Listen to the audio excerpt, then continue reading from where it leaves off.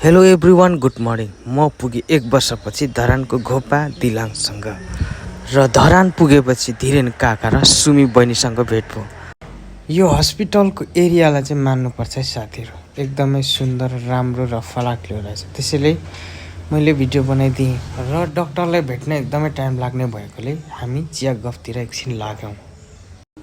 Doctor साहबलाई बल्ल बल्ल भेट्यो, तर झन्नै रात परिगयो साथीहरू।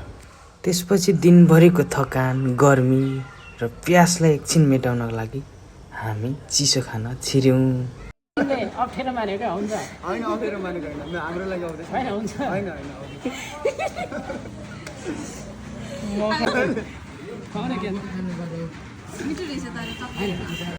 मेरो काममा सहयोग पुर्याइदिनु भएकोमा तीनजनालाई चाहिँ धेरै धेरै धन्यवाद भन्दै आजको भिडियो यहीँ सकिन्छ।